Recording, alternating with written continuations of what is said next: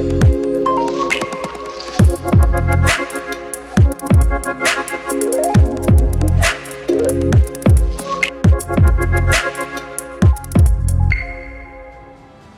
viewers and welcome back to the review program. This week entrepreneurs were in the spotlight of discussions, so this episode will be dedicated to them.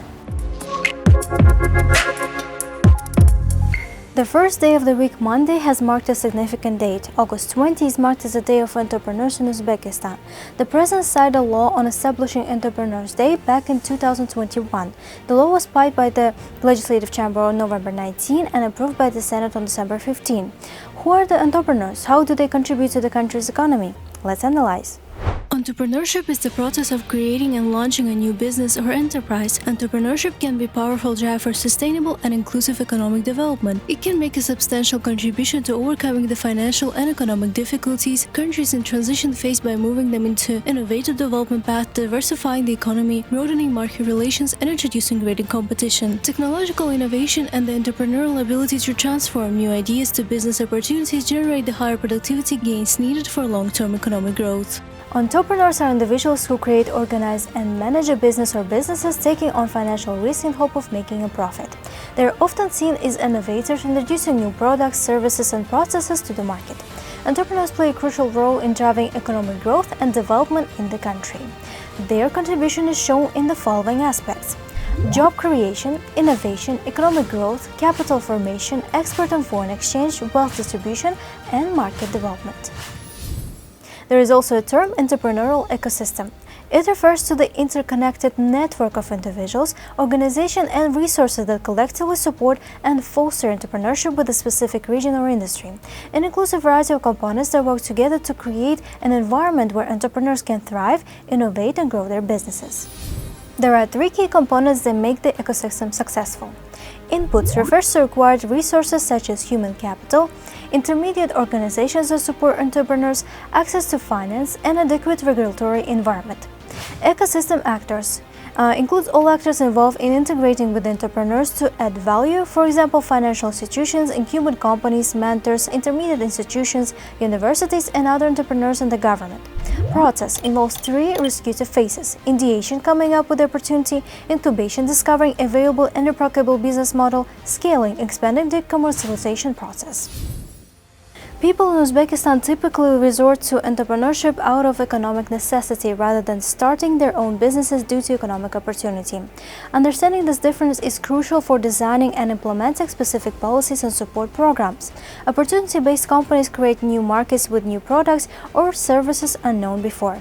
They require support that goes beyond traditional companies, and if successful, they tend to have high growth and employment potential. Much of the impetus the necessary reforms contribute to lie in the hands of the government, both in providing direct support and creating a more attractive environment for business and investment. Talking about that, as mentioned at the beginning of the program, Uzbekistan marked Entrepreneurs Day by high-scale dialogue, which became a tradition. President Shavkat Mirziyoyev talked with the entrepreneurs, addressed important matters in the sector, and put forward key initiatives. More about this significant event in the report. Open dialogue of the President of Uzbekistan with entrepreneurs took place in Nukus. This dialogue serves as an effective platform for addressing systematic problems in sphere, discussing proposals, and creating new incentives. As a result of this interaction, over 700 issues, initiatives, and new projects put forward by entrepreneurs were supported, and an additional 8 trillion sums were allocated. In addition, another 18 trillion sums were allocated for the development of industry, agriculture, services, and entrepreneurial infrastructure.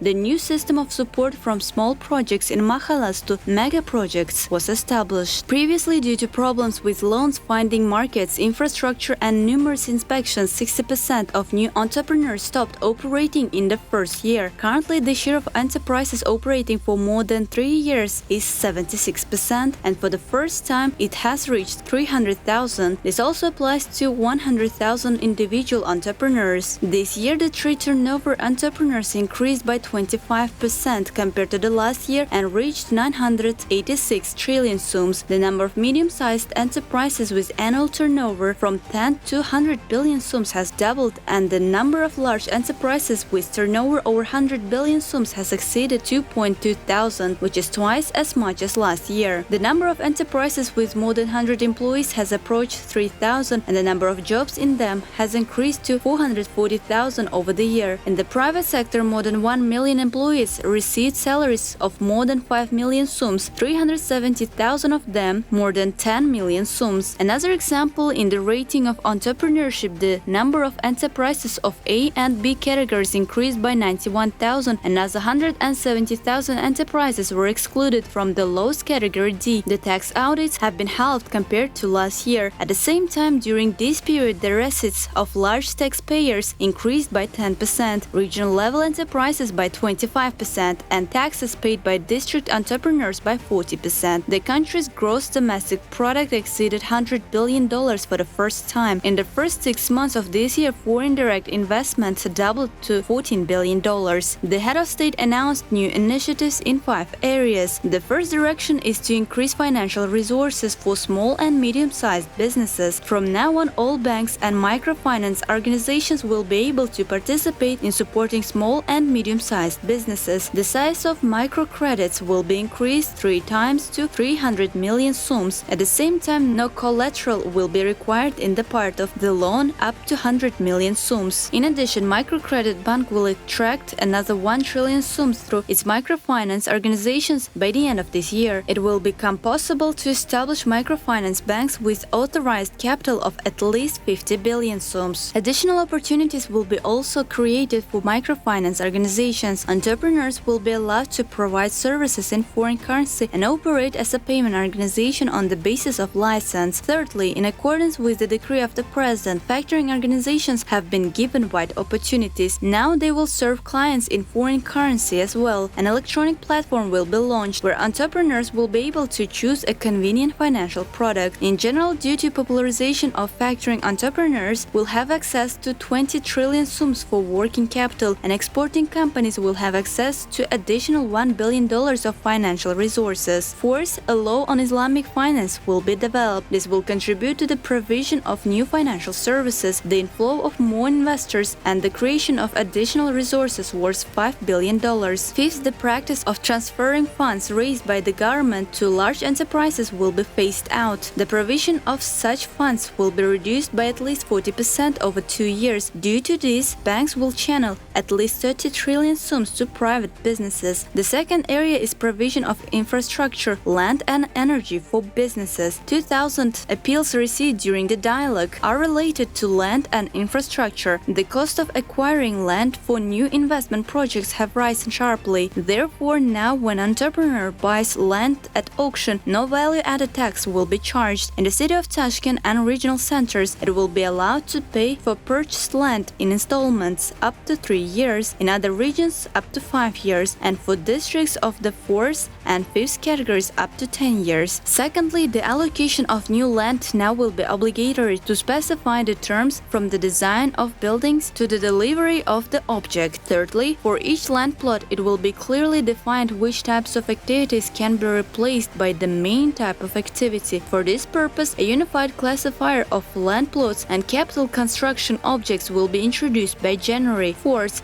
restriction on electricity and natural gas for industrial enterprises will be reduced. The base tariff will remain in place even if electricity and gas consumption exceed the limit by 20%. If the limit exceeded by more than 20%, the tariff for extended portion will increase by 20%. Also, payment of utility bills will not be suspended even if there is a collection. The process of joining the World Trade Organization will be continued and competition will be developed. Exclusive rights in the metallurgical, chemical, energy and telecommunications sectors have already been abolished. Price priority in corporate procurement will now be abolished for products purchased for production. From now on, no one will have special rights, whether it is the state strategic enterprise, a private enterprise or a foreign investor. Everyone will work in equal economic conditions. Secondly, out of the funds allocated for the development of industries, $200 million will be allocated for pre-export financing. Of this rupees $50 million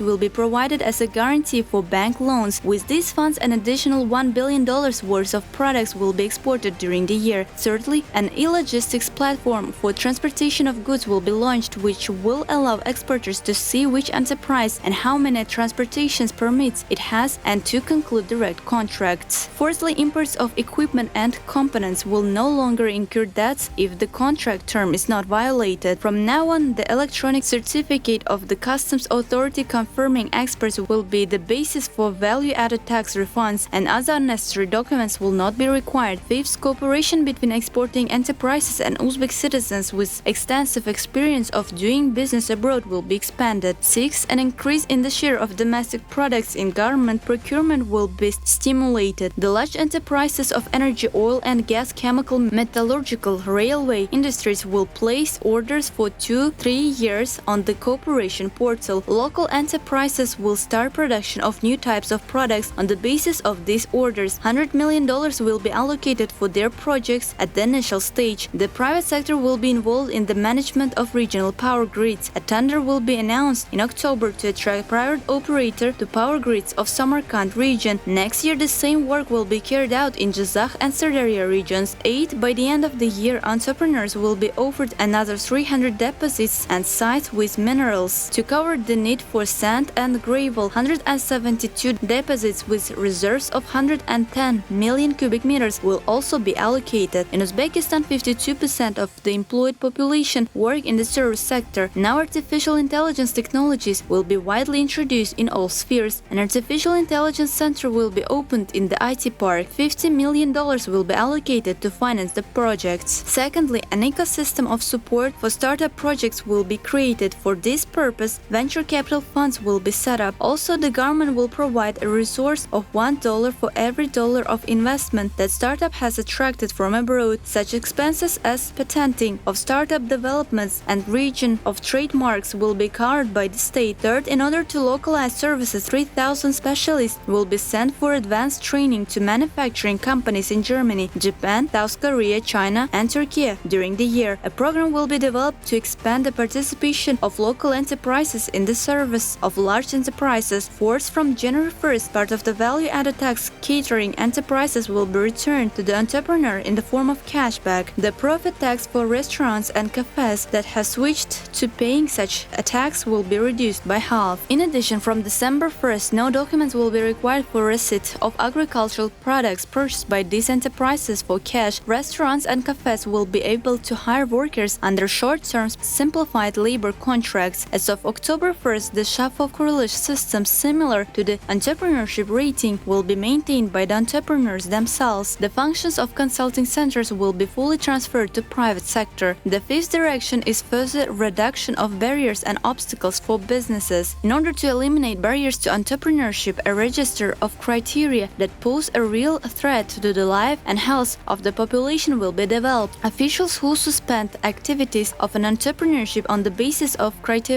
absent in the register will be held liable. Criminal prosecution of entrepreneurs will be further liberalized. From now on, in case of violation of loan repayment terms, the current market value of the pledged property will be determined before putting it up for auction. If the outstanding debt is less than 15% of the value of the collateral, the property will not be foreclosed. The bank will allow the client to repay the debt from another source. The funds from the sale of land will now be used primarily to pay off the debts of entrepreneurs for the demolition of buildings. The president drew attention to the fact that this year's open dialogue is being held in Karakalpakstan and noted the advantages of doing business here. Karakalpakstan has more than 50 benefits for business and that are not available in any other region. A simple system of the land allocation has been introduced in Karakalpakstan. The region is also convenient for entering large markets.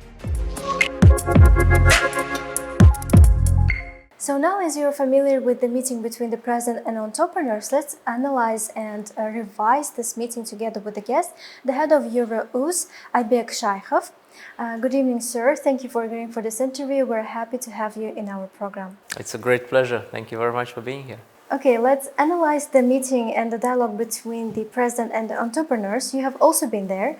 What are the key highlights that you have got for yourself from the speech and the initiatives that were put forward? Well, for me, I would say probably one of the most important parts is the drive and the commitment of the president to the ongoing reforms and to the liberalization of the Uzbek economy. I think this is one of the key messages not only to the Uzbekistan's population but also to the world, I would say, that the reforms are firm.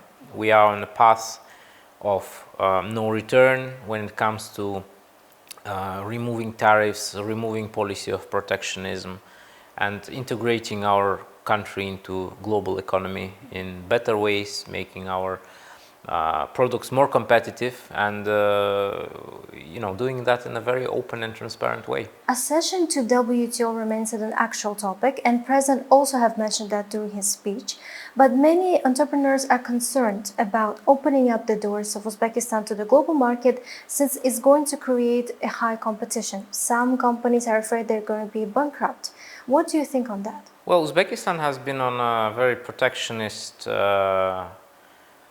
economic policy for many years prior to let's say 3-4 years ago, maybe 5 years ago, and it's something that we heard from our president in Nukus, that it's something that has no future and that we have no choice but to integrate our country if we want to develop. He did not just say it in his speech, but he had a conversation with the business people who were present there, who asked for example, additional tariffs to protect local manufacturers. What I like particularly is his response, because he was very firm, saying that, look, if we want to integrate our country into global economy, we have to compete. We have no choice. We have to produce products which are on a level where they are able to compete without tariffs, without protectionist measures. It's hard.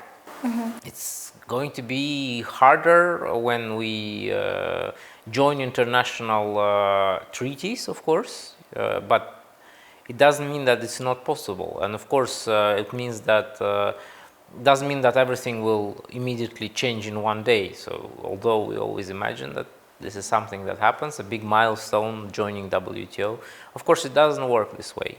Things will gradually change, and they have been changing for the last 6 years. And so far, everybody, is very happy. If you remember, 2017, we were all worried that the economy will collapse when they introduce free exchange rate. That didn't happen. So, nothing. We should not fear change, especially when it's a path where other countries have been before, and it only leads to the positive. Based on your experience, what might be the potential obstacles for the local businesses? Of course, we have certain expectations when you come to an international market, that you have to be able to compete fairly. Fair competition means you can no longer protected by a moat with alligators in it, but you have to see if other products coming into your market are better. Well, people buy those products, and then you have to make sure that your products are competitive. And of course, this is a challenge in a country where we have been behind this moat for many years, and we are still in that situation in certain sectors, in certain segments of our economy. And then, of course, there's a big lobby to keep that by the business, and that's normal. There's nothing bad about it, because, of course, we always want to have preferential positions, no matter what we do in business. But at the same time, the real growth, it really comes when you are in a free market competition. And I think that maybe some businesses will go out of business, but I don't think that's going to be a big issue, because most of the Uzbek companies which are present in key sectors where there cannot be any tariffs when you are part of the WTO, they're already strong. We will see companies integrate, we will see them merge, we'll see a lot of acquisitions of bigger companies towards smaller companies, and we see change on the market where companies which are having it more difficult to compete, they will either sell their business to the bigger company. That's what happens in many cases when, for example, again, working in the EU, we saw when Poland and other Eastern European countries, they joined the EU, it was very difficult, but big companies were dominated, so you have many companies, and then things shift towards a market where you have fewer companies, but those fewer companies, they provide a better service, they provide a better quality products, and that's ultimately benefiting the consumer. And ultimately the president, and yes, he should be, he's thinking about the population, he's thinking about the final consumer, which will receive in the end a higher quality product, both locally and internationally. So for me, this is, it's an inevitable process. Mm-hmm. There are many questions around the governmental supports to the private sector. In your opinion, the governmental interaction to the businesses, is it a positive or a negative mark? Well, both. It's not, I would not say it's black and white, because Uzbek society is built on, I'd say, communication with our networks, right? So it's like what we call tanish bilish in Uzbek, the knowing each other. And well, there is a positive and a negative element, because our society has been relying on close social connections for hundreds, if not thousands of years, and you cannot just cut the connections or cut the mentality of the persons. And so always, whenever there is an opportunity in an Eastern mentality, I want to make sure that we sort of highlight that this is not limited to Uzbekistan. This is in Asia, not even limited to CIS, to Central Asia. It's a situation which we also see in Europe, maybe not to that extent, but when you need help, who are you going to call? You're going to call the person that you know, right? But at the same time, on the other side, the government is creating such a policy of openness and dialogue that there is no more, or say, the special connections, they become secondary, because now if a minister is available to you and me, it doesn't matter that I know the minister or you know the minister, from the past, because his or she is available exactly in the same manner. And I think the government is moving towards this path, very rightly, but because this openness challenges the social structure and the social fiber of those, historic connections. Because once the government is available to everybody, you no longer have that historical relationship that can dominate in a way that it creates an unfair advantage. So for me, the policy of making sure that the state and the state authorities are highly accessible, it gives you everybody an opportunity to use that mechanism of communication. I want to be clear, there's a lot of work to be done, right? We are very far from an ideal system. The system of preferential treatment works very well in Uzbekistan. I'm glad that we're able to talk to it both on the government and the private channel. So it's a challenge. It's something that we have to overcome with time. But baby steps in the right direction. The rise of tariffs was also mentioned during the speech, and especially to enterprises. That means if the tariffs rise, the companies have to raise the prices of their products. What do you think is the solution in this case for enterprises not to lose their clients and maybe the business itself? Well, raising tariffs on basic services like electricity is always a big subject. It's a complex subject where you have to be very, very careful. In Uzbekistan, of course, we always had a subsidized electricity tariff. It still is significantly. And if you want to move towards a market, free market, that also means that the subsidies in certain sectors, they have to decrease. There is no choice. Because the government is losing electricity. When the electricity is cheap, when nobody pays for it, in, let's say, for example, you live in a house of 9 floors, and you have that electricity inside your common area, right? Who pays for it? Sometimes it's not very clear, right? That the government spends resources to produce that electricity, and those lamps that are used are not very energy efficient. But when your the building administration has a very clear bill that it sends to you, and the same with businesses, right? When you are clearly able to estimate the bill that you have to foot for production of that electricity, it makes you consider and factor in and also be much more efficient in the way that you use that resource, because that becomes a limited resource. Then you start to appreciate that this is a limited resources. And for a very long time in Uzbekistan, we didn't think about it, right? It's just the lamps are on, the lights are on. Then, sometimes they go off, because everybody uses electricity in the winter and the summer. And the government is struggling to produce more and more. So it is a scarce. Electricity is a scarce resource.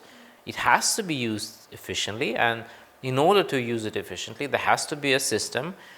To be honest, this system is slightly more complex than what I think is efficient for the government, but the government is still taking those measures in order to mitigate the impact on businesses, in order to have those advantageous tariffs under certain conditions, which, in my view, the government uses in order to, let's say, keep population a little bit more happy at its own expense. It's a good strategy. Whether it's an efficient strategy in terms of making a transition to market economy, that's arguable. You have to talk to the economists, and economists will have different opinions on that. I'm an economist by education as well, so I have a certain opinion on it. But again, the government has to think about both sides of the coin, and sometimes, especially in this subject, it's extremely difficult, especially in Central Asia, especially the track record of Central Asia in neighboring countries. So, one has to appreciate that there is this kind of careful and very, very measured approach. So how do you vision the entrepreneurial climate, let's say, in the next couple of years? Well, in terms of general climate, of course, when Uzbekistan is transitioning to the WTO, there was a very clear goal that the president mentioned, that we are hoping to get there by 2026. Yeah. Which is also, I must say, that's very ambitious already, because there's very little precedent for a country joining the WTO that fast, because there's a lot of steps that have to be and milestones that have to be achieved in the middle before you actually get to the point of accession. We are in difficult negotiations with, let's say, the lobby of this protectionism, right? And that's very clearly felt by the discussions that the president also had with entrepreneurs. That we clearly saw that the business wants certain tariffs in certain areas, and then it's very difficult to resist. But what I say is that president clearly gave the message that he's part of the lobby for liberalization of economy, and that was a very big message. Business climate in Uzbekistan has been on a rise for the last 7 years. It's getting more difficult, because second phase of reforms, once you have taken off the obvious things or addressed the obvious things, like the currency conversion, like the privatization of the state enterprises, which is accelerating now, which is also a very, very big priority for Uzbekistan. You have to maintain certain expectations of that you have created yourself, and then there is always a side. It's a two-sided again because you have created expectations by moving that fast, and then inevitably things have to slow down at some point, right? You know, to consolidate, to review the legislation that has been passed at a fast pace, and then you have to make sure that, you know, certain things are optimized, certain things are brushed off, certain things are new things are introduced, but you have to slow down. And the challenge is always to sort of go through that second phase in a confident manner. We are clearly entering the second phase, and we are, but again, we are entering it in a very confident manner so far. Of course, the debt, the state debt is increasing, but again, thank God we are a gold producing country and uranium, and we are a very resource-rich country, which helped us, well, during pandemic. During the pandemic, we had a lot of help from the fact that the state debt was very low in 2016, and then we started to take it in order to move through the pandemic, which was a very smart policy, which this policy was fully supported by the international financial institutions. However, now the government is trying to slow the pace of borrowing, and then privatize, have that source of additional income by privatizing state-owned enterprises, by giving them to the businesses, by making them more efficient, and that's a more complex sort of part of the job of economic reform. And we have heard many times that there is an issue with capacity of local population, of local managers in all sectors. That's something that has to be addressed. The UMIT Foundation is addressing it really well, but there is a certain lag. So you can only train the people now, and then you only get them into your workforce after 4 years or after 2 years when they finish the bachelor's and master's. So business climate is on the right track, but I think also we should clearly expect that the growth in the 5-6 years from this point should not be expected to be as high as it was in the last 5 or 6 years, because that's a normal economic cycle that you cannot just keep growing forever, and because there is a certain slowdown which can be again increased later on once the investments that you make now into the future, both in terms of human resources, in terms of those who meet graduates that will come back and work for the government. So EL-YURT, sorry, now it's called EL-YURT Foundation. I see, that's an interesting point. Thank you so much for such productive conversation. It was a pleasure to talk to you. Great pleasure. Thank you very much. Thank you. So here our analysis comes to an end. Thank you for watching this program and stay tuned for the next episodes.